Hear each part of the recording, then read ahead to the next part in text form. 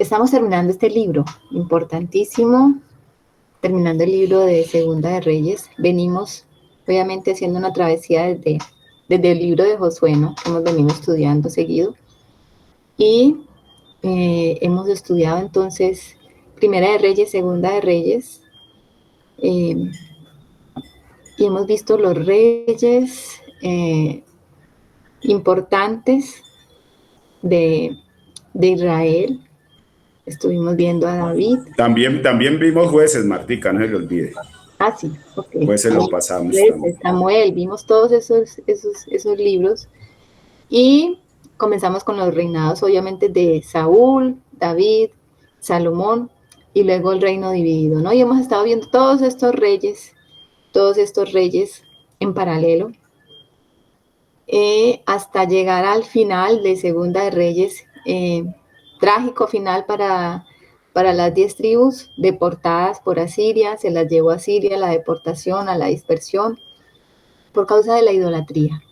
Del lado de los reyes de Israel, ninguno hizo el bien, todos hicieron lo malo, porque se hacía referencia siempre a Jeroboam, ¿no? Que fue el que hizo lo malo ante los ojos del Señor, porque instituyó un culto que era un culto ajeno, levantó 2 ídolos, 2 becerros, y se inventó un sacerdocio, ¿no? Y todo un culto alrededor de esto, y el pueblo entonces se perdió en esa idolatría. Y del lado de Judá, pues hemos visto reyes que han hecho lo bueno ante los ojos del Señor, pero también hemos visto reyes terribles como Manasés, que hizo lo malo ante los ojos del Señor. Entonces, hemos ido y venido como en este tipo de reyes que hacen reformas, y el otro viene y hace lo malo y vuelve y contamina, hasta que llegamos a Josías, que hace una súper reforma, limpia todo lo que Manasés dejó, toda esa contaminación que había dejado Manasés. Pero aún, a pesar de todo lo que hizo Josías, el Señor no perdonó al pueblo. Ya el Señor había establecido y había determinado en su corazón que iba también a castigar a Judá por su rebelión. Entonces quedamos en el versículo 25 del capítulo 23.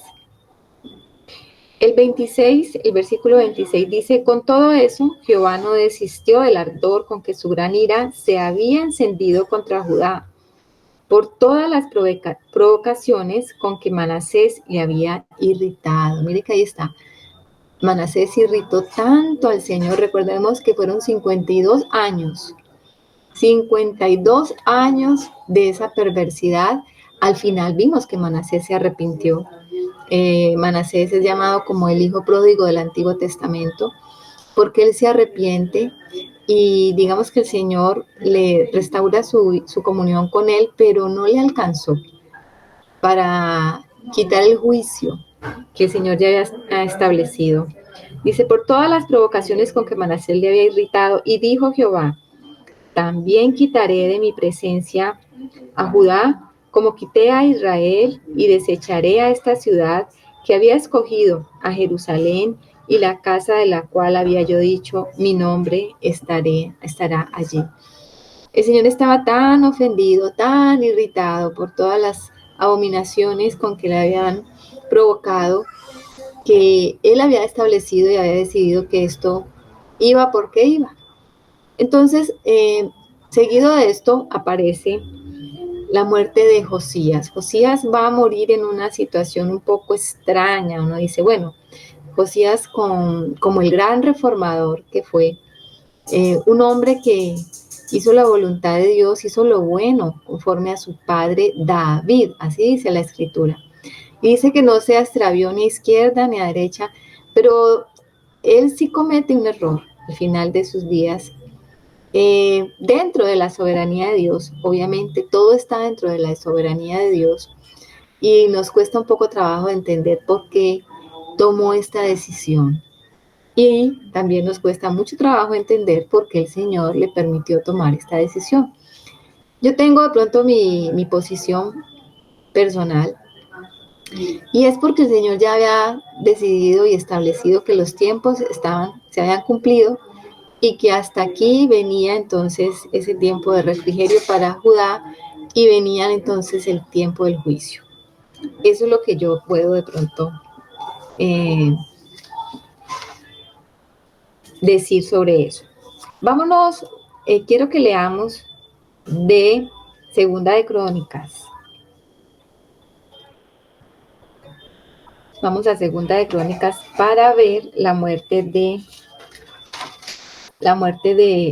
Josías. Porque la explica mucho mejor. Aquí en Segunda de Reyes la explicación es muy corta, pero en cambio aquí en Segunda de Crónicas capítulo 35, versículo 20 al 27, nos va a dar una explicación un poco más amplia y nosotros entonces podemos entender qué fue lo que pasó con Josías. Dice el versículo 20, después de todas estas cosas, luego de haber separado Josías la casa de Jehová, reparado la casa de Jehová, Necao, rey de Egipto, subió para hacer guerra en Carquemis junto al Éufrate y salió Josías contra él.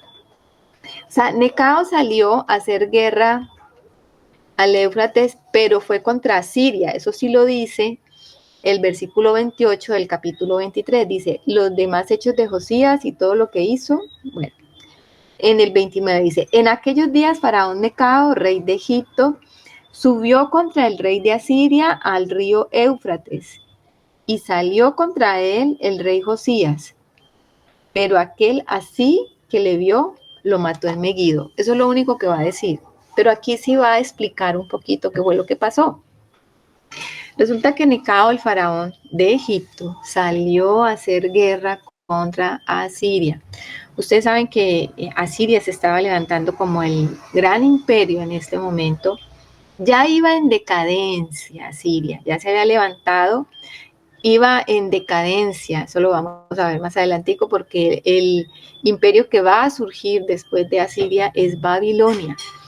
Pero Necao estaba haciendo guerra, estaba como ayudando a esa decadencia de los asirios allí en el Éufrates, y dice que no se sabe por qué. Josías sale a hacerle guerra, a encontrarse con Necao, a hacerle guerra a Necao, o sea, no sé si se alió con Asiria, pues la escritura no lo va a decir, pero sale a hacer guerra contra él. Dice entonces, y Necao, el 21, y Necao le envió mensajeros diciendo, ¿qué tengo yo contigo, rey de Judá? Yo no vengo contra ti hoy, sino contra la casa que me hace guerra, y Dios me ha dicho que me apresure. Deja de oponerte a Dios. ¿Quién está conmigo? No, ¿quién está conmigo? No sea que Él te destruya. Fíjese en las palabras de Necao tan curiosas, porque uno diría, bueno, el que estaba con Dios era Josías, debió haberle dicho el Señor directamente a Josías que lo que Necao estaba haciendo era de parte de Dios y que no se opusiera, pero no se sabe por qué Josías estaba como terco, como sordo. Dice, mas Josías no se retiró en el 22, sino que se disfrazó para darle batalla y no atendió a las palabras de Necao, que eran de boca de Dios, y vino a darle batalla en el campo de Meguido. ¿Cómo les parece? O sea, él se puso de necio, porque si hubiera estado vestido de rey, pues Necao le dice, hágase a un lado porque la cosa no es con usted. Pero él se disfrazó, o sea que Necao no sabía que estaba allí Josías. El 23 dice, y los flecheros tiraron contra el rey Josías, entonces dijo el rey a sus siervos, quitadme de aquí porque estoy gravemente herido. Entonces sus siervos lo sacaron de aquel carro y lo pusieron en un segundo carro que tenía y lo llevaron a Jerusalén, donde murió. Y lo sepultaron en los sepulcros de sus padres. y todo Judá y Jerusalén hicieron duelo por Josías. Miren la muerte, digamos, innecesaria o de una forma necia que tiene Josías, y yo no le encuentro otra razón a esto por el hombre que era Josías, porque, por la clase de ser humano que era, y que era un hombre temeroso de Dios y que había hecho tantas cosas a favor del Señor. Lo único que yo encuentro aquí es que era la voluntad de Dios que se cumpliese el tiempo de Josías, porque venía el juicio ya para Judá. Es muy difícil decirlo si es así, pero también es muy difícil uno decir, no, se equivocó Josías de tan garrafalmente y estuvo totalmente en contra de lo que el Señor quería hacer. ¿Qué dice mi hermano Alecito? Pues como dices tú, buscar de pronto una explicación así sí es complicado, ¿no? Porque pues no da como detalles. Pero pienso que también como desde la matemática, cuando uno le enseñan o aprende la ley de los signos, vemos que el enemigo de mi enemigo es mi amigo. Entonces, ahí vemos como el enfrentamiento, porque sabemos que Asiria, Babilonia, Egipto, pues representan de una u otra forma el mundo, los sistemas. Babilonia representa los sistemas, Egipto representa el mundo, o sea, todo lo que está como en contra del Señor. Y lo que Necao le dice, le está diciendo, mire, yo no vengo a meterme con el pueblo de Dios, yo vengo a hacerle guerra allá, o sea, lo que quiero decir es como el Señor mostrándonos que en esas cosas del mundo y sus sistemas y sus enfrentamientos, el Señor no nos llama a nosotros a meternos en eso. Y pienso que es como una enseñanza. Exactamente. Bien has dicho, mi hermano, sí. Es como manténgase al margen, déjele al Señor cómo juzga a cada reino, porque el Señor, cuando uno ve aquí en la escritura cómo es que el Señor juzgaba, pues dejaba que unos crecieran para juzgar a otros, y luego traía a otro más grande para juzgar a ese, y todos tenían su parte, y llevaban su parte de juicio de parte del Señor, ¿no? Valga la redundancia. Entonces, meterse en esa situación era como necio, y creo que ese sí es el mensaje que nos deja la escritura. O sea, no se metan en esas cosas donde el Señor no lo ha llamado a usted a establecer juicio. El Señor es el que establece juicio. Deje que el Señor haga. Si el Señor deja que algo prospere, que es injusto en el mundo, hay cosas que prosperan que son injustas, y uno dice, pero bueno, ¿cómo es que esto prospera? Y de pronto usted quiere acabar con eso, y no es la voluntad del Señor. El Señor tiene las maneras de traer juicio contra cada situación, contra cada cosa que no es. Nosotros tenemos que orar. Ahora, si el Señor nos quiere usar en determinada situación, pues tendríamos que estar como muy alineados con su voluntad. Pero nosotros vemos que aquí Josías se equivocó y murió en batalla, y lo sepultaron. Y dice que lo endecharon allí en Jerusalén. Dice el 25, y Jeremías endechó en memoria de Josías. Este Jeremías es el profeta Jeremías que nosotros conocemos. Todos los cantores y cantoras recitan esas lamentaciones sobre Josías hasta hoy, y las tomaron por norma para endechar en Israel, las cuales están escritas en el libro de Lamentos. Bueno, yo me fui al libro de Lamentaciones a leer para ver si encontraba algunas cosas de estas, pero no sé cuáles son los apartes que ellas tomaron de allí para endechar y que todavía toman.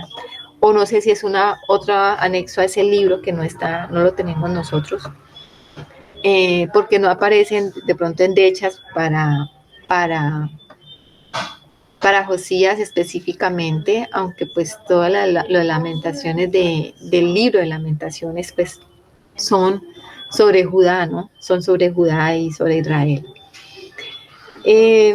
Dice, los demás hechos de Josías y sus obras piadosas, conforme a lo que está escrito en la ley de Jehová, y sus hechos primeros y postreros, he aquí están escritos en el libro de los reyes de Israel y de Judá. De todas maneras, se enterró con honra Josías, y todos los hechos que él hizo están escritos. Tiene un buen epitafio Josías por ser un reformador, un hombre temeroso de Dios.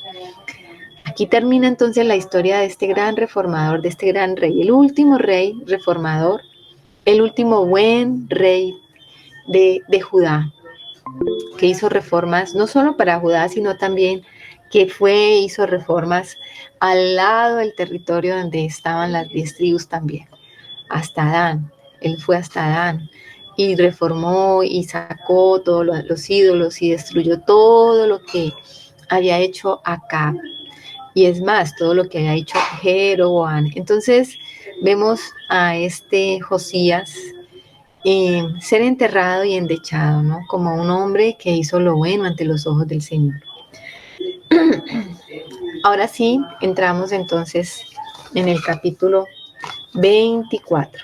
Termina entonces capítulo 23 y vamos a entrar, bueno, no, todavía no, porque tenemos que aquí en Segunda de Reyes, tenemos que leer del versículo 31 al 37, al 34 primero, para hablar del rey Joacás. Vamos a ver quién es Joacás, que es el hijo de Josías, que es el que lo va a reemplazar. Dice, de 23 años era Joacás cuando comenzó a reinar, y reinó 3 meses en Jerusalén. El nombre de su madre fue Amutal, hija de Jeremías de Libna. Este Jeremías no era el profeta, porque nosotros vamos a ver que luego el profeta Jeremías no tuvo esposa y no tuvo hijos. Dice, y él hizo lo malo ante los ojos de Jehová, conforme a todas las cosas que sus padres habían hecho. Y lo puso preso Faraón Necao en Ribla, en la provincia de Amad, para que no reinase en Jerusalén. E impuso sobre la tierra una multa de 100 talentos de plata y 1 de oro. Entonces Faraón Necao puso por rey a Eliaquim, hijo de Josías, en lugar de Josías su padre, y le cambió el nombre por el de Joacín. Y tomó a Joacás y lo llevó a Egipto, y allí murió. Curioso este dato, porque hasta aquí pues Josías no había tenido pelea con Necao. Necao viene a tener entonces pelea con Judá después de la muerte de Josías, o sea, como que digamos Josías lo provocó. Y su hijo Joacás, que es el que le hereda el reino, solamente reinó 3 meses, ¿cómo les parece? 3 meses en Jerusalén, y Necao vino y lo invadió y se lo llevó cautivo y se lo llevó a otra ciudad para que no reinase allí, y lo quitó del reino, se lo llevó a Egipto y lo quitó del reino y puso en lugar a otro hijo, a otro hijo de Josías, a un hermano de él. Es curioso esto, es solamente 3 meses, y dice la escritura que este hombre en 3 meses hizo lo malo. Y uno dice, ¿pero por qué? Si Josías fue un buen rey, si su papá le dio buen ejemplo, es probable que se haya decidido hacer alianzas con Asiria, es probable que haya vuelto a la idolatría, teniendo el temor de que le invadiera Egipto.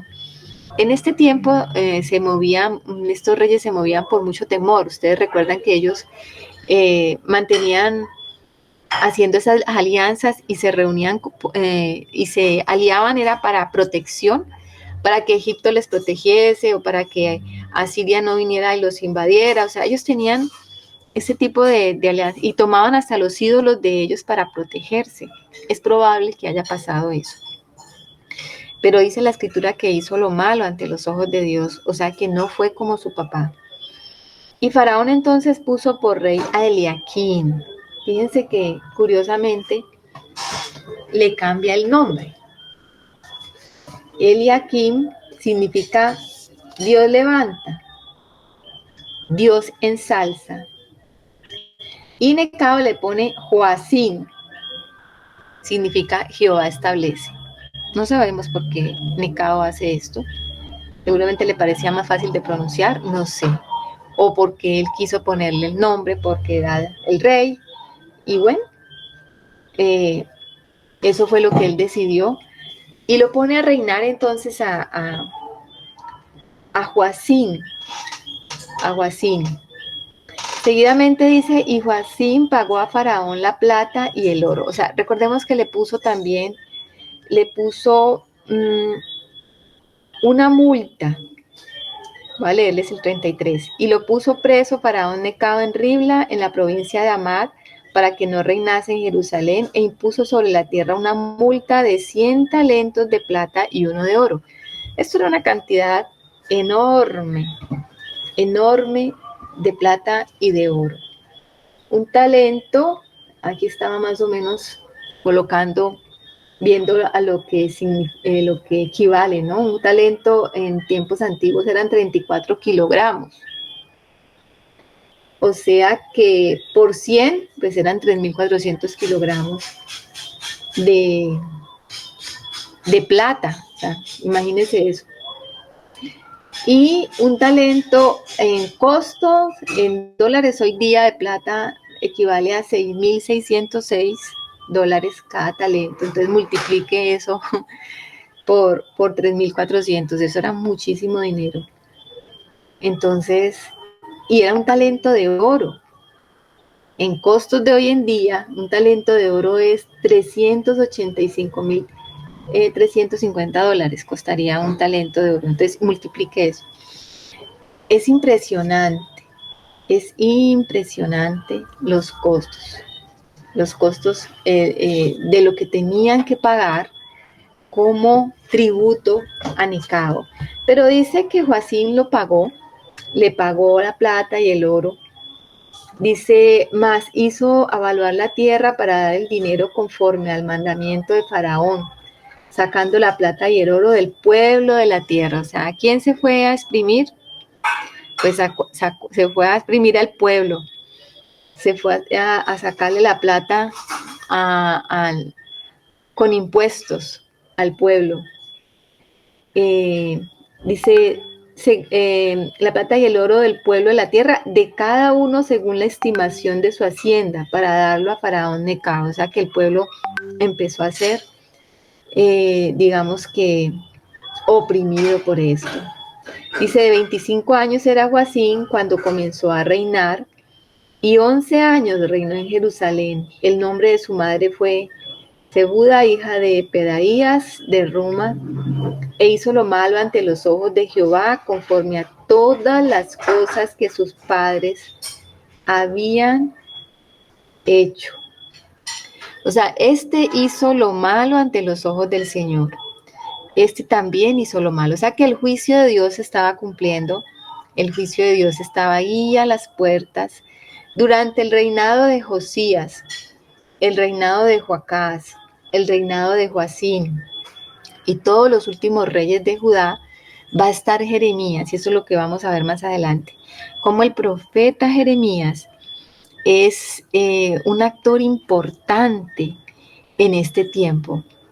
Y es la voz y es como la trompeta de Dios para Judá, para hacerle volver en arrepentimiento, pero no fue así.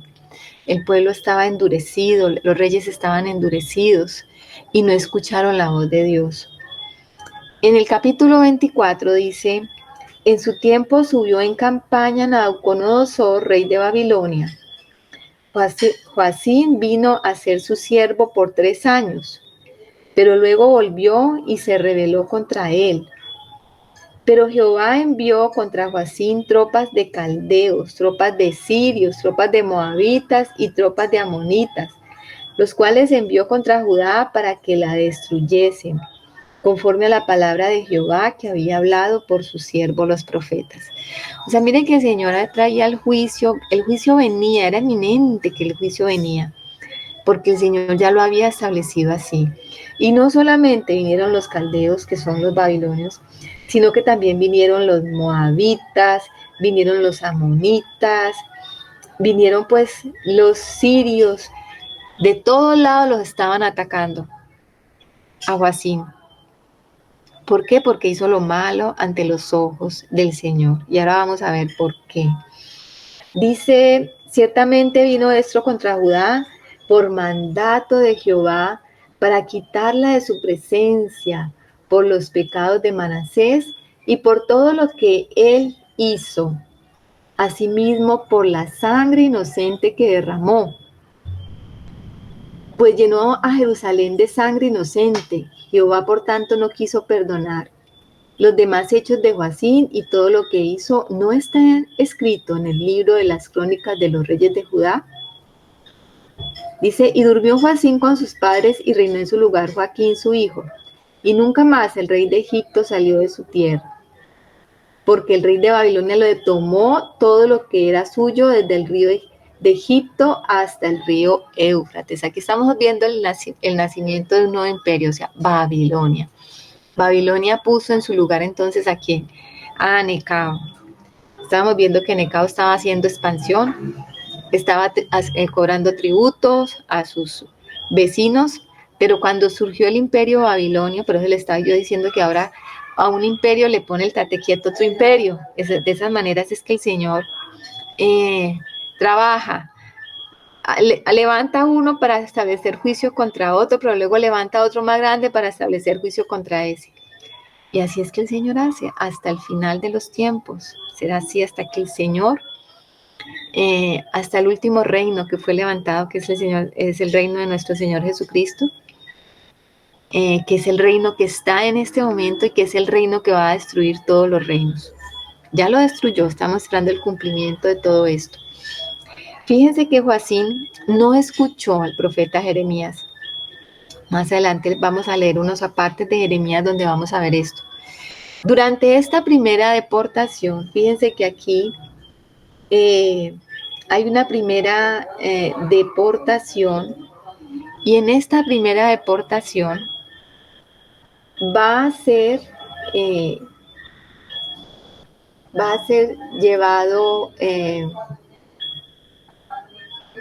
llevado Daniel a Babilonia. Voy a leerles, vamos a leer el encabezado del libro de Daniel. Yo sé que después de leer el libro de Reyes, nosotros vamos a apreciar muchísimo los libros de los profetas, porque vamos a entender el contexto en el cual fueron escritos. Entonces nosotros hemos leído muchas veces a Daniel y no entendíamos de pronto qué estaba pasando en el momento en que Daniel fue deportado. Hubo 3 deportaciones de parte de Babilonia a Judá. O sea, Nabucodonosor no vino de una y se llevó todo el pueblo, no, fue en 3 etapas, en 3 periodos. En esa primera incursión de Babilonia y en esa primera deportación es que Daniel fue llevado cautivo. Vámonos al primer capítulo de Daniel. Dice, el primer versículo del capítulo 1 dice, en el año tercero del reinado de Joacim, rey de Judá, vino Nabucodonosor, rey de Babilonia, a Jerusalén y la sitió. Ustedes saben que cuando había un enemigo sitiaba una ciudad, era que prácticamente la encerraba, le hacía una encerrona, ellos no podían entrar ni salir, no había entrada de suministros, no había nada. La gente comenzaba a sufrir porque se escaseaban los suministros, y es allí donde nosotros vamos a ver todas esas cosas terribles que pasaban durante el tiempo que era sitiada la ciudad, donde la escritura dice que aún se comían a sus propios hijos, comenzaban a comerse los animales inmundos, los burros, hasta tenían que usar el estiércol de los asnos, de los animales para cocinar. O sea, sufrían muchísimo cuando un imperio de estos venía y les ponía un sitio, los sitiaba, porque ellos empezaban a sufrir por suministros.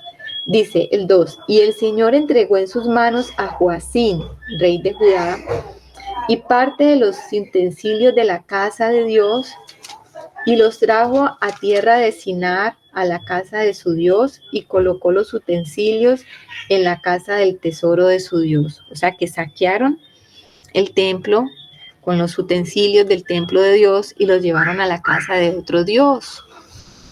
Dice, y dijo el rey a Aspenaz, jefe de sus eunucos, que trajese de los hijos de Israel, del linaje real de los príncipes muchachos en quienes no hubiese tacha alguno, de buen parecer, enseñados en toda sabiduría, sabios en ciencia y de buen entendimiento, e idóneos para estar en el palacio del rey, y que les enseñase las letras y las lenguas de los caldeos. Y le señaló el rey ración para cada día de la provisión de la comida del rey y del vino que él bebía, y que los criase 3 años para que al fin de ellos se presentasen delante del rey. Entre estos estaban Daniel, Ananías, Misael y Azarías de los hijos de Judá. ¿Se dan cuenta de esta introducción? ¿Cuándo estaba pasando esto? Estaba pasando durante el reinado de Joacim. Fue la primera deportación. O sea que es importante cuando nosotros leamos a Daniel entender que estaba reinando Joacim, que fue la primera deportación. Generalmente estos imperios llegaban y se llevaban lo mejor de lo mejor, como hablábamos la otra vez, que hoy día pasa lo mismo a nivel de los profesionales, como decía por ahí una hermana, como la fuga de cerebros, ¿no? Se llevan a las personas más capacitadas, a los más sabios, a los más preparados. Pues Daniel hacía parte de esa casta de los príncipes de Judá. Por eso se lo llevaron en la primera deportación con sus amigos, que luego allá obviamente les cambian los nombres y les ponen nombres paganos que hacen referencia a los dioses que ellos tenían allá en Babilonia. Entonces ya podemos ubicar a Daniel en el contexto de la historia de los reyes de Judá cuando fue deportado. O sea que cuando leamos el libro de Daniel ya tenemos un panorama mucho más amplio de qué era lo que estaba pasando y por qué se lo llevaron cautivo. Jeremías, el profeta Jeremías. El libro de Jeremías realmente nos va a dar mucha luz sobre lo que estaba aconteciendo en este tiempo. Cuando uno lee, realmente cuando uno lee estos cortos pasajes que hablan de estos reyes, esto no le dice a uno mucho, pero para poder hacer un estudio sobre esto, usted tiene que irse a los libros proféticos. Usted tiene que ir a estudiar a Jeremías, sobre todo a Ezequiel, porque ellos sí registraron la historia, la profecía, y sobre todo Jeremías va a contar mucho la historia de lo que está aconteciendo. Fíjense algo, este Joacim hizo algo terrible. Vamos a leer, cuando uno lee, uno se da cuenta, bueno, de verdad que hizo cosas tan terribles que de verdad el Señor permitió lo que permitió porque definitivamente era necesario. En Jeremías 36, vamos a Jeremías 36, vamos a leer cómo el Señor estaba usando a Jeremías como profeta en este tiempo. El versículo 1 dice, aconteció en el 4º año de Joacim, hijo de Josías, o sea, estamos hablando del rey Joacim, rey de Judá, que vino esta palabra de Jehová a Jeremías diciendo, toma un rollo del libro y escribe en él todas las palabras que te he hablado contra Israel y contra Judá y contra todas las naciones, desde el día que comencé a hablarte, desde los días de Josías hasta hoy. Realmente Jeremías comienza a escuchar la voz de Dios desde el principio del reinado de Josías, y cuando uno lee todo el libro de Jeremías, pues uno se va dando cuenta de cómo es que Dios llama a Jeremías, y se da uno cuenta de que definitivamente estos profetas tenían una misión tremenda y que ser profeta en esta época era muy difícil. Cuando uno ve y estudia a Jeremías, uno dice, Dios mío, qué ministerio tan difícil. Por allá Jeremías va a decir que él quiere morirse, que por qué lo sacó del vientre de la madre, o sea, porque es que tenía un ministerio bastante complejo Jeremías, anunciándole a este pueblo el pecado, que se arrepienta, y nunca fue escuchado. Jeremías nunca fue escuchado. ¿Usted quiere ver un profeta que no fue escuchado? Jeremías. A pesar de que toda palabra que dijo Jeremías se cumplió, Jeremías no fue escuchado. Solamente fue tenido en cuenta después de todos los acontecimientos, y el que vino a escuchar a Jeremías fue Daniel y después Nehemías, y cuando ya salieron de la deportación, ahí escucharon a Jeremías. Antes no. O sea que el ministerio de Jeremías fue terrible. Si usted está anunciando, pues usted dice, bueno, por lo menos estoy anunciando, el pueblo está escuchando, tengo una recompensa. Jeremías no tuvo recompensa, Jeremías tuvo persecución. Jeremías, mejor dicho, ¿qué no le pasó a Jeremías? Entonces dice el 3, quizá oiga la casa de Judá todo el mal que yo pienso hacerles y se arrepientan cada uno de su mal. El Señor nunca cayó, nunca dejó de hablar, nunca. Él quería que ellos se arrepintiesen del mal camino, dice, y yo perdonaré su maldad y su pecado. Él estaba dispuesto a perdonar. Y llamó Jeremías a Baruc, hijo de Nerías.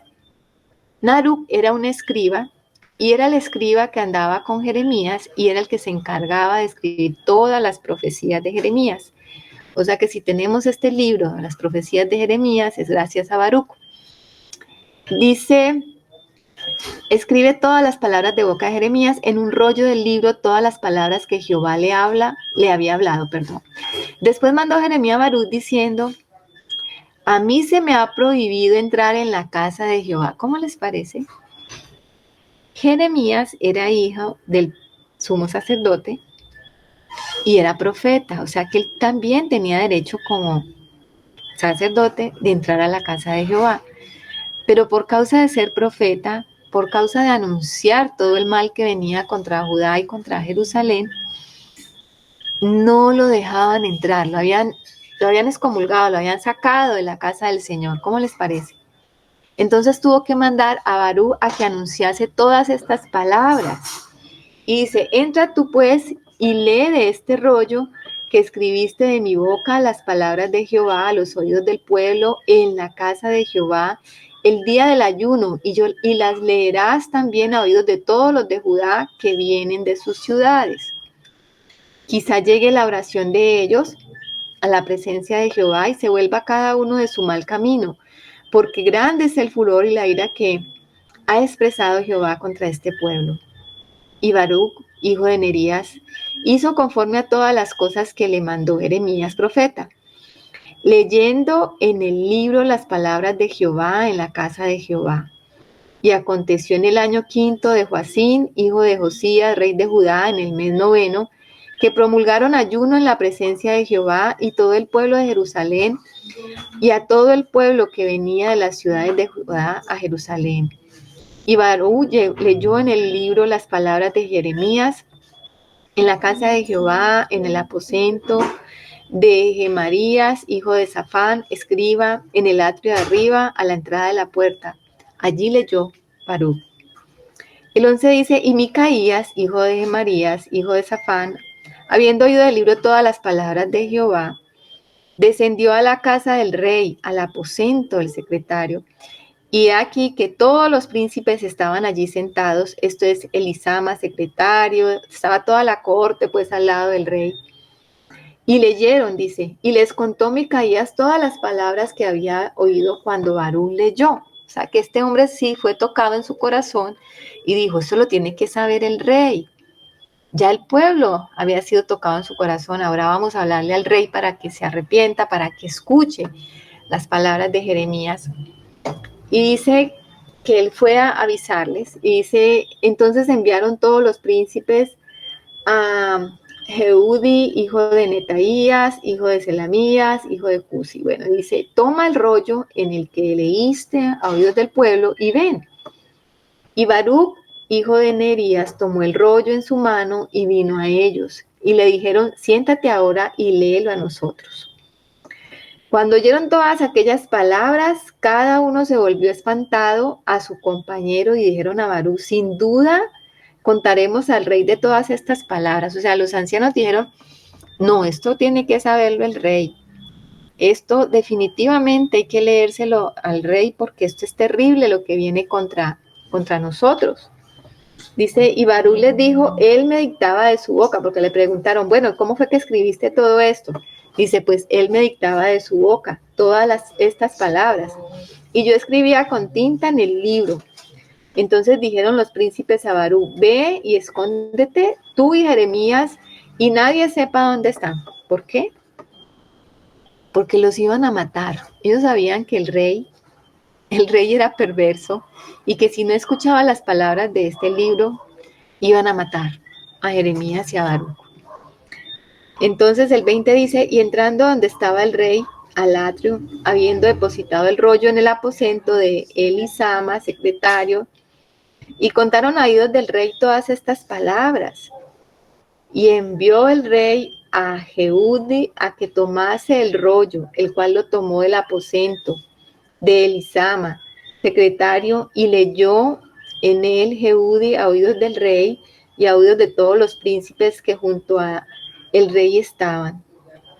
Y el rey estaba en la casa de invierno en el mes noveno, y había un brasero ardiente delante de él. Cuando Jehudi había leído 3 o 4 planas, lo rasgó el rey con un cortaplumas de escriba y lo echó en el fuego que había en el brasero hasta que todo el rollo se consumió sobre el fuego que en el brasero había. Y no tuvieron temor ni rasgaron sus vestidos, el rey y todos sus siervos que oyeron estas cosas. ¿Cómo les parece? Eso fue la respuesta de Joacim. Esa fue la respuesta del rey a las palabras de Dios, a las amonestaciones de Jeremías, al llamado al arrepentimiento. No hubo, ¿se recuerdan cuando Josías escuchó las palabras del libro, de la ley, del Deuteronomio, todo lo que venía sobre ellos si no se arrepentían? Dice que él rasgó sus vestidos. Hizo una señal de luto, ¿no? Pues aquí no pasó eso. No habían terminado de leer y el rey tomó el rollo, lo rasgó y lo metió en el brasero y lo quemó. Entonces, ¿por qué pasó esto? Realmente uno dice, bueno, el Señor no les dio chance por todo lado. Jeremías venía hablando años, porque si era desde el reinado de Josías, él venía hablando varios años sobre todo lo que le iba a pasar a Judá y a Jerusalén, por lo malo que estaban haciendo, y no se arrepintieron. Dice, y aunque el Natán y Delaía y Gemaría rogaron al rey que no quemase aquel rollo, no los quiso oír. También mandó el rey a Jaramel, hijo de Amelec, hijo de Ael, para que prendiesen a Baruch, el escribiente, y al profeta Jeremías, pero Jehová los había escondido. ¿Se dan cuenta? Por eso es que el Señor los mandó a esconder, porque el rey los iba a matar. Entonces, si uno se va y se queda solamente con la historia de Segundo de Reyes, pues no se da cuenta de todo lo que estaba pasando, todo el contexto histórico que estaba alrededor de todo esto. Y no se da cuenta que Joacim realmente fue perverso, muy perverso, y no quiso escuchar las palabras de Dios. El 8 del capítulo 24, el versículo 8 dice, de 18 años, estamos ya en otro rey, en Joaquín. Bueno, entonces aquí ya vemos que comienza entonces esa primera deportación, que es llevado entonces allí Daniel a Babilonia. Vamos viendo que es un proceso, que eso no pasó de la noche a la mañana, que si nosotros leemos el libro de Reyes, lo leemos así de corrido, pues no nos vamos a dar cuenta de que esto es un proceso largo, bastante largo, que Dios tuvo misericordia, que Dios tuvo una atalaya incansable como Jeremías, día y noche, aun en cuando lo perseguían, aun cuando no creían en él, lo abofeteaban, lo metían en cisternas. ¿Qué no le hacían a Jeremías? Y él seguía allí, firme, denunciando, llamándoles al arrepentimiento. Pero ellos no escucharon, ellos no quisieron escuchar. Entonces el Señor tuvo que cumplir su palabra, la tuvo que cumplir.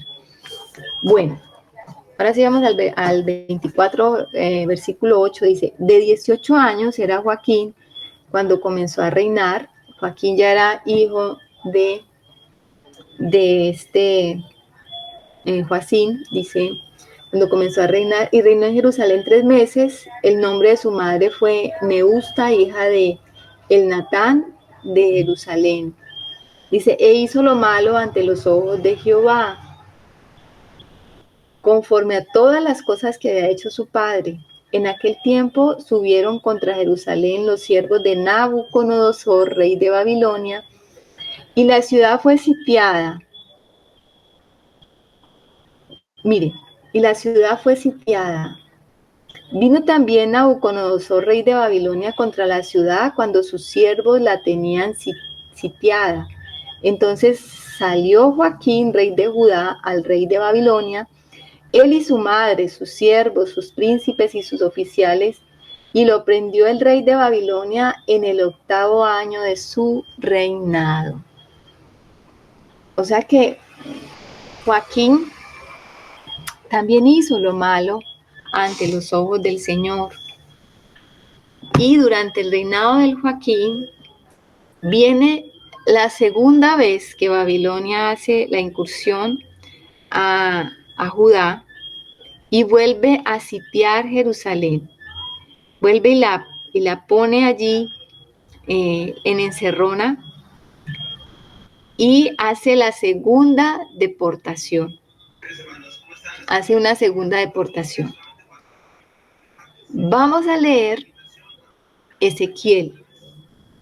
El profeta Ezequiel nos va a mostrar el tiempo de esta segunda deportación porque él acompañó a los cautivos.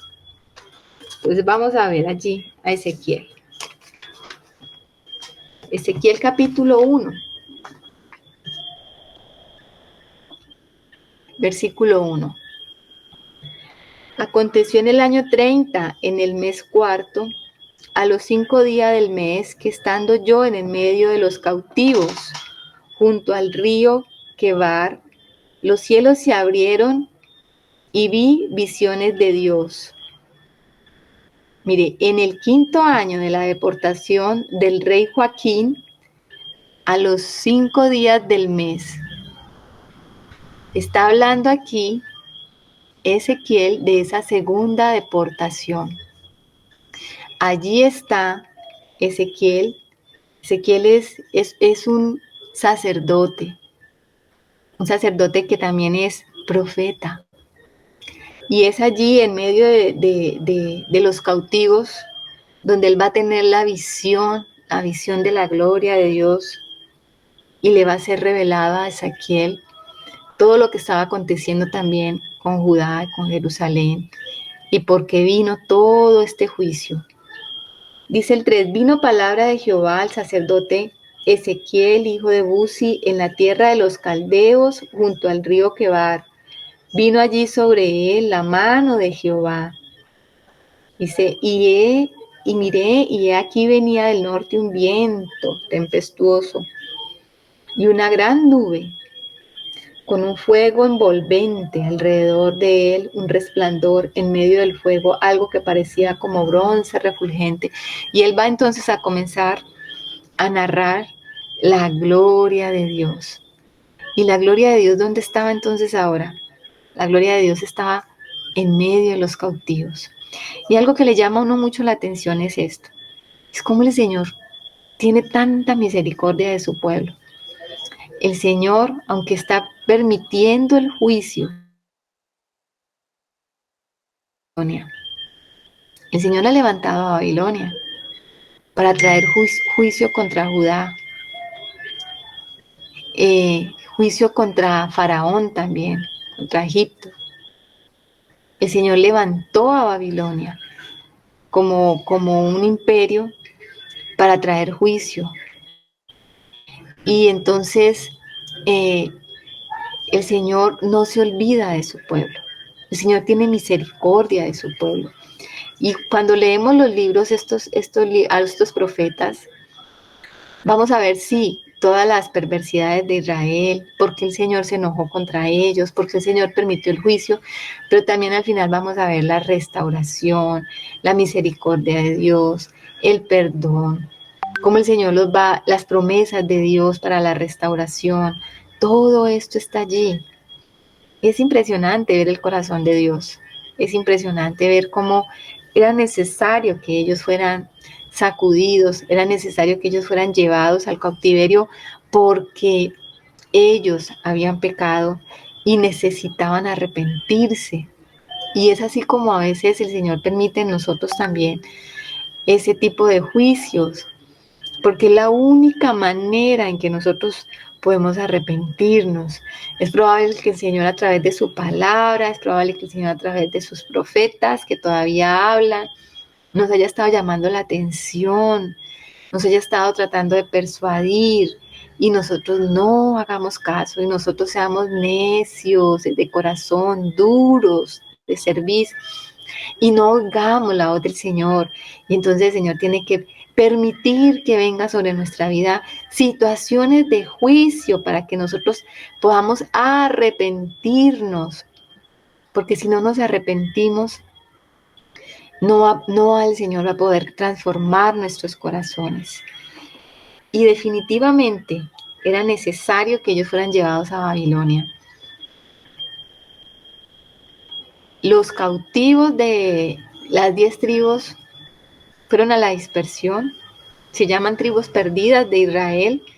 Solo el Señor sabe dónde están. Seguramente no se perdieron. El Señor seguramente pudo guardar de ese linaje a su pueblo. Pero hoy en día es incierto localizarlas.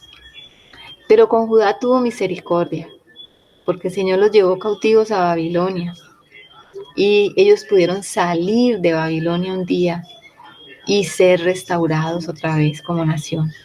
Entonces, nosotros vemos que era necesario. Aquí entonces Ezequiel, cuando ustedes ya lean Ezequiel, ustedes van a poder ubicar. Fue durante el reinado de Joaquín. Fue durante este reinado que Ezequiel fue llamado a profetizar.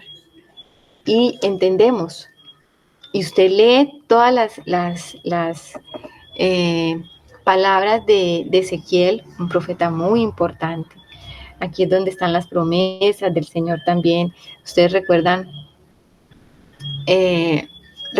el valle de los huesos secos, como el Señor le dice a Ezequiel que profetice sobre esos huesos secos y cómo esos huesos van tomando nuevamente carne, se van levantando y se forma un hombre nuevamente y el Señor les da otra vez espíritu y les da vida, hablando de cómo este pueblo que estaba muerto iba a volver a vivir. Y es hermoso también, Ezequiel, viendo cómo la gloria del templo, en el capítulo 8 de Ezequiel, nosotros podemos leer cómo estaba la perversidad en el templo, en el templo de Jerusalén. Y allí es donde Ezequiel va a denunciar todo lo que estaba pasando. El Señor le va a mostrar a Ezequiel en visión todas las cosas que se hacían en lo oculto. Ya vimos que a Jeremías no lo dejaban entrar a ese templo.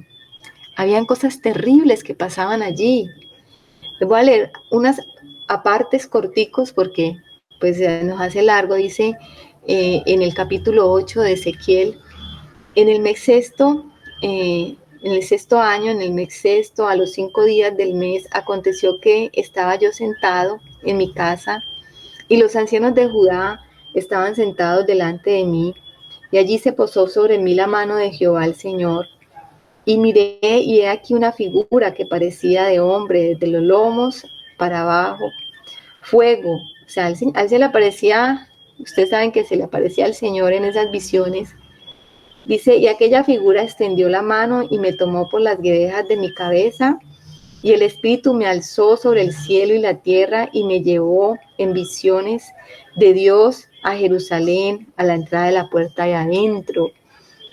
En el 4 dice, y aquí allí estaba la gloria de Dios de Israel, como la visión que ya había visto en el campo. Y me dijo, hijo de hombre, alza ahora tus ojos hacia el lado del norte, y alcé mis ojos hacia el lado del norte, junto a la puerta del altar, aquella imagen de celo en la entrada. Me dijo entonces, hijo de hombre, ¿no ves lo que estos hacen? Las grandes abominaciones que la casa de Israel hace aquí para alejarse de mi santuario. Pero vuélvete aún y verás abominaciones. Cuando usted lee todo este capítulo, ustedes se van a dar cuenta de todas las abominaciones que hacían. Capítulo 9 también. Y en el capítulo 10 de Ezequiel, la gloria de Dios abandonó el templo. Cuando eso ocurrió, prácticamente que ellos quedaron a merced del juicio. Era inminente el juicio. Imagínense si la gloria de Dios había abandonado su propia casa. Ustedes recuerdan cuando la gloria de Dios llenó el templo, cuando Salomón consagró este templo y esa gloria llenó el templo. Dice que los sacerdotes no podían estar dentro de la casa porque la gloria de Dios estaba allí. La gloria de Dios nunca se fue. Fíjense una cosa, aun a pesar de toda la maldad de Judá, aun a pesar de Manasés, recordemos que Manasés hizo cosas terribles y otros reyes también antes de él habían hecho abominaciones, habían hasta imágenes a Baal, habían ídolos, hasta desde Salomón, habían cosas que no eran, estaba el tronco que era la imagen de acera. Vimos cuando Josías hizo la limpieza que hasta sacó las mujeres que hacían tiendas para los cultos a acera, que era prostitución, o sea, habían cosas abominables y el Señor nunca había abandonado el templo. Y aquí en el capítulo 10, de Ezequiel, nosotros vamos a ver que la gloria del Señor abandonó el templo.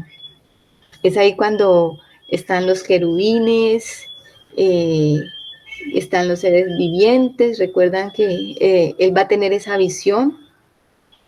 Entonces, el 19 dice, y alzando los querubines sus alas y se levantaron de la tierra delante de mis ojos. Cuando ellos salieron, también las ruedas se alzaron al lado de ellos y se pararon a la entrada de la puerta oriental de la casa de Jehová. Y la gloria del Dios de Israel estaba por encima sobre ellos. Estos eran los mismos seres vivientes que vi debajo de Dios de Israel junto al río de Quebar, y conocí que eran querubines, cada uno tenía 4 alas. Y ahí es donde se eleva la gloria de Dios con los querubines y abandona la casa de Dios. Por eso es que más adelante viene la última incursión de Nabucodonosor y viene la destrucción total. Y la ciudad es destruida, y el muro es destruido, y el templo es destruido, porque ya no estaba la gloria de Dios allí. ¿Se dan cuenta? El Señor tiene mucha paciencia, el Señor espera mucho, el Señor es lento, tardo para la ira y grande en misericordia. Él es ese Dios todopoderoso, y es poderoso por eso, porque puede retardar su ira, pero Él también tiene un límite, y cuando el Señor se le cumple el límite, entonces ya no hay nada que hacer.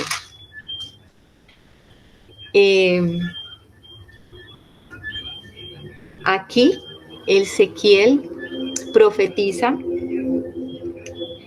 y dice, y habla y dice que Babilonia eh, es un instrumento de Dios. Y Babilonia es el instrumento que Dios va a usar, ya lo habíamos dicho, para traer juicio sobre Egipto, pero también sobre Judá. En el versículo 17 del capítulo 29 de Ezequiel, dice: aconteció en el año 27, en el mes primero, el día primero del mes, que vino a mi palabra de Jehová diciendo: hijo de hombre, Nabucodonosor, rey de Babilonia, hizo a su ejército prestar un arduo servicio. Contra Tiro, toda cabeza ha quedado calva y toda espalda desollada, y ni para él ni para su ejército hubo paga de Tiro por el servicio que prestó contra ella. Por tanto, así ha dicho Jehová el Señor: he aquí que yo doy a Nabucodonosor, rey de Babilonia, la tierra de Egipto, y él tomará sus riquezas y recogerá sus despojos y arrebatarán botín y hará paga para su ejército. Por su trabajo con que sirvió contra ella, le he dado la tierra de Egipto porque trabajaron para mí, dice Jehová el Señor. ¿Se dan cuenta? Uno cada vez que lee la escritura se sorprende mucho, porque Nabucodonosor era un instrumento en las manos de Dios. Estaba haciendo un trabajo para Dios. Dice, pero ¿cómo así, Nabucodonosor? Terrible Babilonia, era terrible. Idólatras tan donde no más. Pero el Señor estaba bajo control. No perdamos de vista esto. No lo perdamos de vista, porque a veces solemos confundirnos, a veces nos agobia, a veces estamos angustiados. A todos nos pasa. A veces vemos tanta injusticia y decimos, pero ¿hasta cuándo? A veces estamos cansados y decimos, Señor, pero mira, mira lo que está pasando. Como cuando miramos, bueno, voy a poner aquí un ejemplo, ¿no? El vecino país, que aunque el pueblo votó en contra, no pudieron sacar a ese mal elemento. Pero a Dios no se le escapa nada, mis hermanos. Nosotros tenemos que saber que Dios está a cargo de todo. Y llegará el momento que cada uno recibirá su recompensa. Cada uno va a recibir su recompensa de parte de Dios. Mire que la recompensa para Nabucodonosor eran los bienes y eran las riquezas de Egipto. Le iba a pagar con eso. Todo el botín que ellos iban a sacar de Egipto, eso iba a venir como recompensa para Nabucodonosor porque era un instrumento de Dios. Y pueda que un mal elemento que esté gobernando una nación en este momento, el Señor le dé su tiempo, pero también tiene su tiempo. Y así también le llegó su tiempo a Nabucodonosor y le llegó su tiempo a Babilonia. Recordemos eso.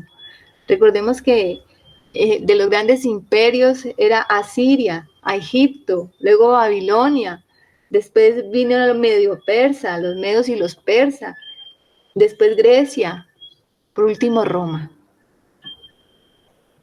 Y cada uno juzgaba al otro. Cada que aparecía uno traía juicio sobre el otro. Entonces, aunque veamos este mundo como está, la injusticia y todo lo que está pasando, no perdamos de vista que el Señor está en control. Él tiene el control y usa estos imperios y todo lo que está pasando y todo lo malo que está pasando, lo está usando para algo, pero también va a traer juicio, porque Él es justo y sabe darle el pago, la retribución justa a cada uno, a cada uno.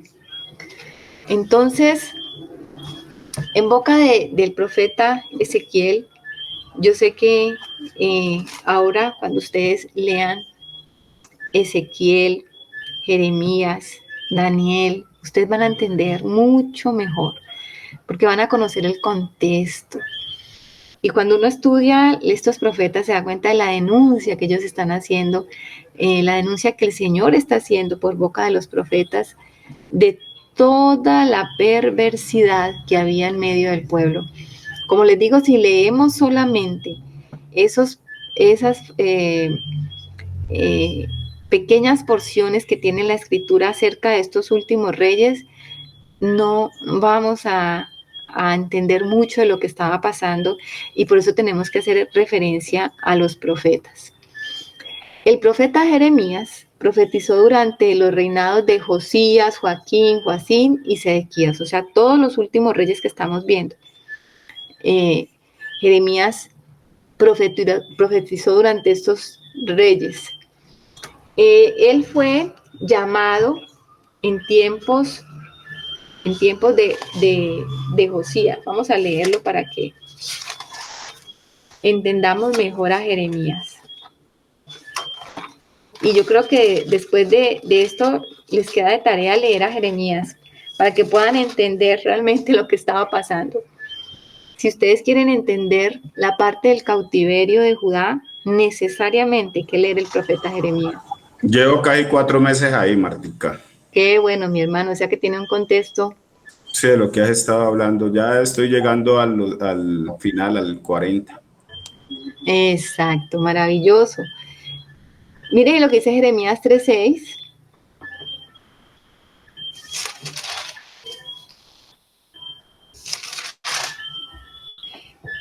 Dice, me dijo Jehová en días del rey Josías, ¿has visto lo que ha hecho la rebelde Israel? Ella se va sobre todo monte alto y debajo de todo árbol frondoso y allí fornica. Y dije, después de hacer todo esto, se volverá a mí. Pero no se volvió. Y lo vio su hermana, la rebelde Judá, y ella vio que por haber fornicado la rebelde Israel, yo la había despedido y dado carta de repudio. Pero no tuvo temor de la rebelde Judá, su hermana, sino también fue ella y fornicó. Entonces estamos viendo cómo él estaba denunciando, y estas eran las palabras de Jeremías, cómo denunciaba el pecado, pero también Jeremías tenía un mensaje que era un llamado al arrepentimiento. Ahí seguido en el capítulo 4, vamos a ver del 5 al 7, dice, anunciad en Judá y proclamad en Jerusalén, y decid, tocad trompeta en la tierra, pregonad juntos y decid, reuníos y entrémonos en las ciudades fortificadas. Alzad bandera en Judá, en Sión, huid, no os detengáis, porque yo hago venir mal del norte y quebrantamiento grande. El león sube de la espesura y el destructor de las naciones está en marcha y ha salido de su lugar para poner su tierra en desolación. Tus ciudades quedarán asoladas y sin morador. En el 8 dice, por esto vestidos de cilicio, endechad y aullad, porque la ira de Jehová no se ha apartado de nosotros. En aquel día, dice Jehová, desfallecerá el corazón del rey y el corazón de los príncipes, y los sacerdotes estarán atónitos y se maravillarán los profetas. Y dije, ay, ay, Jehová Dios, verdaderamente en gran manera has engañado a este pueblo y a Jerusalén diciendo, paz tendréis, pues la espada ha venido hasta el alma. Esas eran las palabras de Jeremías, pero a él no le creían, porque él estaba profetizando esto en tiempos de ¿quién? De Josías. Y cuando Jeremías decía esto en tiempos de Josías, ustedes recuerdan que Josías fue el restaurador. Y ellos estaban viviendo, digamos que un tiempo de bonanza, un tiempo de arrepentimiento, un tiempo donde las cosas estaban viniendo a orden. Pero Jeremías ya había comenzado a profetizar, ya había comenzado a decir estas cosas. Entonces no le creían. Por eso Jeremías fue bastante golpeado y vituperado. Jeremías del 7, vamos a ver, Jeremías capítulo 7, les estoy leyendo algunos apartes para que ustedes se motiven a leerlo. Del 1 al 7 dice, palabra de Jehová que vino Jeremías diciendo, ponte a la puerta de la casa de Jehová y proclamad allí esta palabra y oíd. Oíd palabra de Jehová a todo Judá, a los que entráis por estas puertas para adorar a Jehová. Así ha dicho Jehová de los ejércitos, Dios de Israel, mejorad vuestros caminos, y vuestras obras, y os haré morar en este lugar. No fiéis en palabras de mentira, diciendo, templo de Jehová, templo de Jehová, templo de Jehová es este. Pero si mejoráis cumplidamente vuestros caminos y vuestras obras, si con verdad hiciereis justicia entre el hombre y su prójimo, y no oprimiereis al extranjero, al huérfano y a la viuda, ni en este lugar derramareis la sangre inocente, ni anduviereis en pos de dioses ajenos para mal vuestro, os haré morar en este lugar, en la tierra que di a vuestros padres para siempre.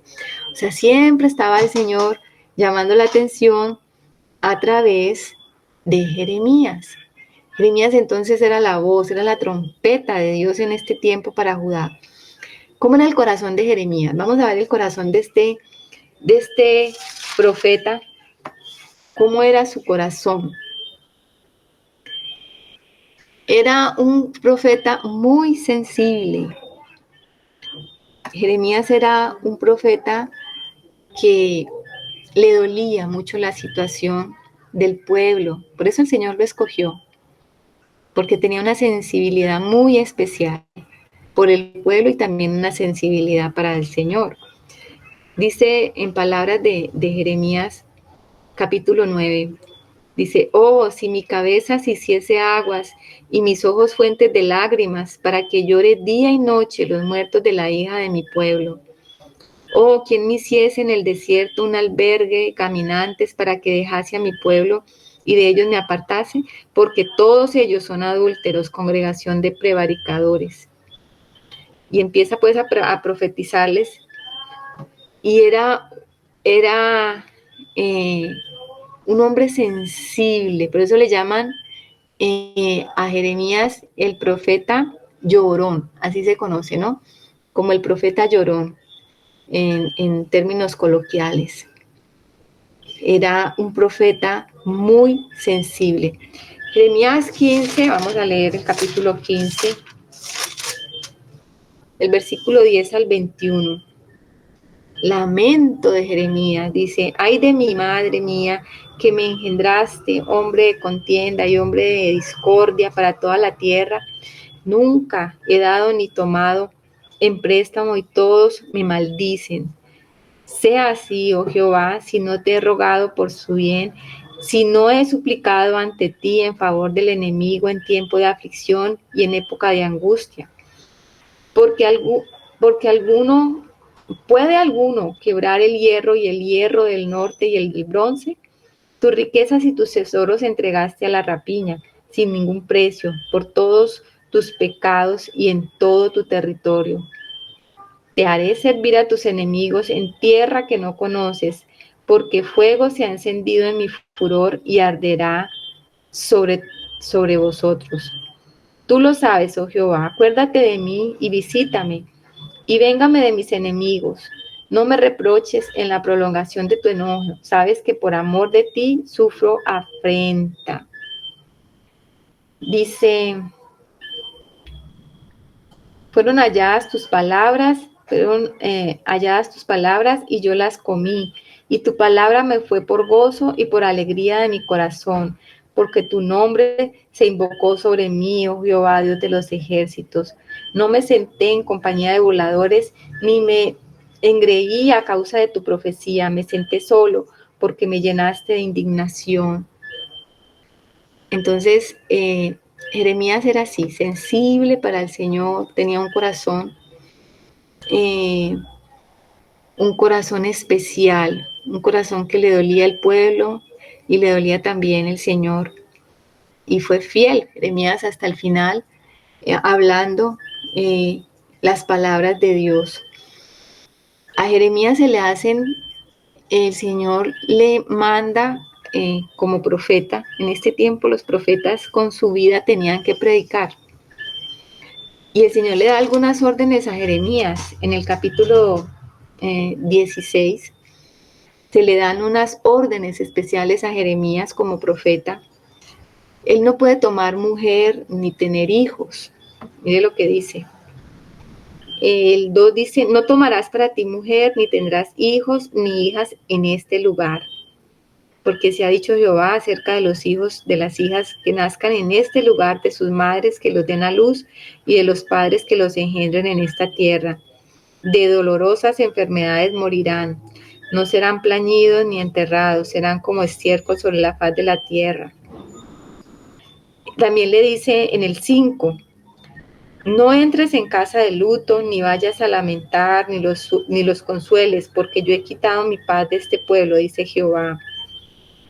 Morirán en esta tierra grandes y pequeños, no se enterrarán, ni los plañirán, ni se rasgarán, ni se raerán los cabellos por ellos, ni partirán pan por ellos en el luto para consolación. O sea, el Señor le da a Jeremías muchas instrucciones, como solía darle el Señor instrucciones a los profetas. Cuando ustedes leen también Ezequiel, se van a dar cuenta que Ezequiel se convierte como en un libro viviente con los actos.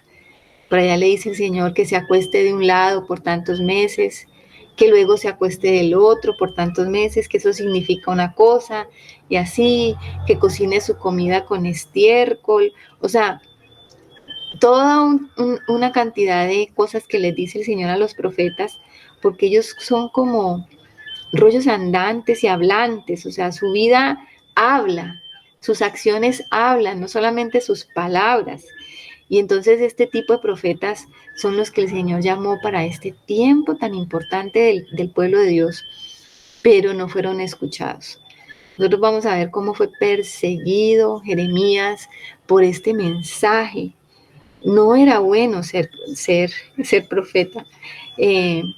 Obviamente, era un llamado especial de Dios, pero yo creo que ninguno de nosotros hubiese querido estar en los zapatos de Jeremías. Ninguno de nosotros. Pues tal vez nosotros quisiéramos hoy en día el don de profecía y seguramente un ministerio profético, qué bueno, pero yo no he visto ministerio profético como este en este tiempo. Ministerios proféticos que se levanten a denunciar, que se levanten a hablar y a llamar al pueblo al arrepentimiento, como lo hizo Jeremías. Jeremías tenía un ministerio totalmente impopular, muy impopular. Vamos a leerlo en el capítulo 20. En el capítulo 20, en el versículo 7 y 8. Dice, me sedujiste, oh Jehová, y fue seducido. Más fuerte fuiste que yo y me venciste. Cada día he sido escarnecido, cada cual se burla de mí. Porque cuantas veces hablo, doy voces, grito, violencia y destrucción, porque la palabra de Jehová me ha sido para afrenta y escarnio cada día. ¿Cómo les parece? Esa era la vida de Jeremías. Él hablaba las palabras de Dios y a él lo afrentaban y lo escarnecían todo el tiempo. No era popular, era perseguido, tanto que le prohibieron entrar al templo. Y después en los capítulos 22, del 11 al 30, ustedes van a ver un mensaje, el mensaje a los hijos de Josías. Aquí está lo que le iba a acontecer a los reyes que fueron después de Josías. No lo vamos a leer ahora, pero ahí están las profecías que salieron de la boca de Jeremías que se cumplieron literalmente, porque ninguna de las palabras que habló Jeremías cayó a tierra como dice el Señor. Todas se cumplieron. El Señor fue fiel con el profeta. Y yo pienso que el ministerio profético, la mayor recompensa para un profeta es que sus palabras se cumplan. Es que aquellas palabras que le cuestan tanto al profeta hablar porque trae persecución, porque no es popular un profeta de Dios, cuando habla la verdad, pues ese es la recompensa más grande para este profeta es que esas palabras se cumplan de parte de Dios y que este profeta sea hallado como un instrumento fiel y verdadero, como esa trompeta que está sonando en los tiempos, anunciando la palabra de parte de Dios. Esa es la recompensa del profeta. El último profeta, Juan el Bautista. ¿Cómo terminó? Decapitado. Los ministerios proféticos para este tiempo son muy importantes y no nos confundamos, porque no tienen nada que ver con muchos de los ministerios proféticos que anuncian por ahí cosas halagüeñas. Los ministerios proféticos siempre van a estar mostrando el pecado. ¿Qué dice mi hermano Alex? De pronto, complementando lo que dice sobre ese ministerio tan impopular, vemos que a Jeremías le tuvo que predicar lo que nadie quería oír, incluso ahora. Sería como una prédica decir de que nos rindamos ante el mundo, porque lo que hablaba Jeremías era eso, de que no se hiciera resistencia ante el imperio invasor, que por el contrario, se hiciera todo lo que ese rey invasor venía a dar, porque si así se hacía, iban a tener paz, iban a tener, o sea, era contrario a lo que ellos habían visto que le había sucedido a los reinos del norte. Acá lo que Dios le mandó a Jeremías fue eso, a un sometimiento total a ese invasor. Y todo el que hiciera eso, de Jeremías decía que le iba a ir muy bien. Pero es que él decía que compraron, incluso pues el Señor le dice a él que compre una heredad. Y entonces en tiempos de guerra e invasión, ¿quién va a pensar en comprar cosas y todo? Entonces sí, que dice Martica es cierto, era un ministerio que no iba acorde con lo que el pueblo quería. Aparte de eso, arrancó en el reinado de Josías, donde Israel estaba bollante. Entonces, Judá pues estaba con ese rey haciendo las cosas conforme a Dios y les estaba yendo bien. Y desde ese tiempo puso el Señor a Jeremías a hablar todas las cosas que nadie quería oír. Amén. Entonces, como recomendación, leer el profeta Jeremías para que podamos contextualizar muy bien la historia, lo que estaba aconteciendo en este momento, porque el libro de Reyes no nos da muchos datos, pero Jeremías sí.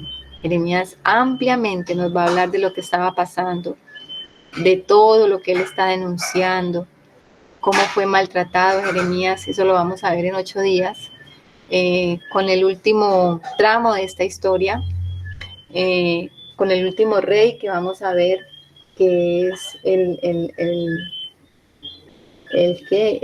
último rey que va a ser, aquí está, espere un momentico, Sedequías, y cómo se va a llevar entonces la cautividad, la completa cautividad de Judá, ¿no? Se va a llevar a cabo toda la deportación de Judá a Babilonia. Y vamos a estudiar un poquito sobre eso.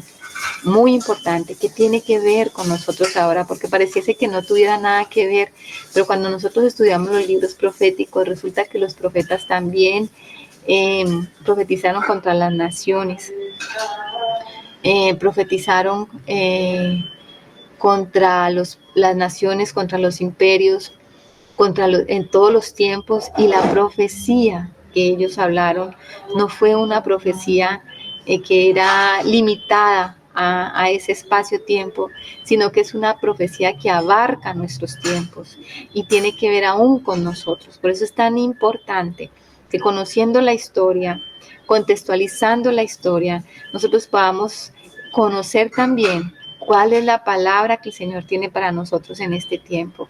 ¿De qué se trata cuando el Señor nos está hablando todas estas cosas? Así que, mis hermanos, pues les motivo a que lean Jeremías, Ezequiel, que lean Daniel, porque vamos entonces a entender qué significa Babilonia para nosotros ahora. Recuerden que Apocalipsis vuelve a mencionar Babilonia y dice: salid de en medio de ella, pueblo mío, salid de en medio de ella, pueblo mío. Así que es un mensaje para nosotros también hoy en día. Entonces vamos a dejar aquí Gracias a las hermanas que están aquí, a Alecito, gracias por participar de este estudio. Ya estamos terminando el libro. Queda la grabación para que los hermanos que no pudieron entrar pues se pongan al día. Así que vamos a orar y vamos a darle gracias al Señor por su palabra, por su amonestación, por dejarnos la instrucción. ¿Qué dice la hermana María Victoria? Es que cuando escuché la palabra acera, alguien me dio una explicación de que acera se relaciona con la Virgen. Entonces yo quisiera que si alguien me pueda explicar eso. Bueno, es un poco largo, pero realmente sí, porque la adoración a la mujer, o sea, la mujer diosa, viene desde mucho antes, ¿no? Desde Babel, por allá, desde esos tiempos. Y cuando uno estudia la historia, hay un libro que llama Las dos Babilonias. Lo que pasa es que es un ladrillo, es un librito pequeño, pero tiene mucho contenido. Y allí habla muy claramente de dónde nace la adoración a María. Y esto viene desde allí, prácticamente que viene de esa adoración a estas diosas que fue Acera, después cambió de nombre. Para los babilonios tenía otro nombre, después para los griegos tenía otro nombre, y después cuando la iglesia se mezcló con el imperio romano, pues tomó otro nombre. Todas estas vírgenes que hoy vemos, y por qué de ahí la idolatría, pero es largo de explicar, mi hermana, o sea que no tenemos el tiempo, pero sí tienen que, ¿qué dice Alecito? Que las cosas que pues sí recalca mucho la palabra es que esa era la diosa de la fecundidad, y se le atribuía que era como la, pues cómo sería, como la esposa o la compañera de Baal, que Baal pues era como un señor pues de los dioses, eran muchos Baales, pero se le relaciona como la mujer o la compañera de Baal, y pues se hacían unas orgías tenaces porque ella era la diosa de la fecundidad. Entonces de pronto lo que te dijeron o escuchaste, pues de pronto puede ser referente a eso, Victoria, a que pues de ella se engendraban de pronto muchos dioses, y María pues tiene como la similitud de que a partir de ella pues nace el Señor. Entonces me imagino que los paganos relacionarán mucho con eso y querrán meter cizaña allí, no sé.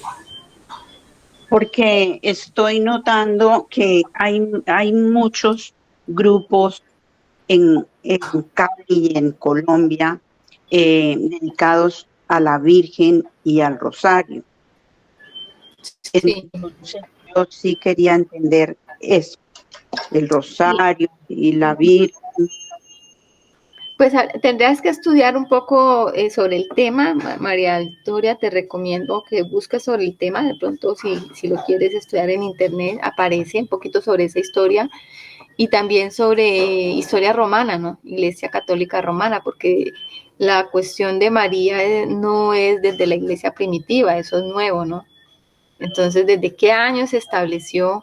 Y ahí más o menos comienza uno como a ligar las cosas de la historia, la antigüedad, de dónde va como surgiendo eso y por qué culturalmente se vuelve a poner la figura de mujer, ¿no? De esa diosa mujer. Hoy nos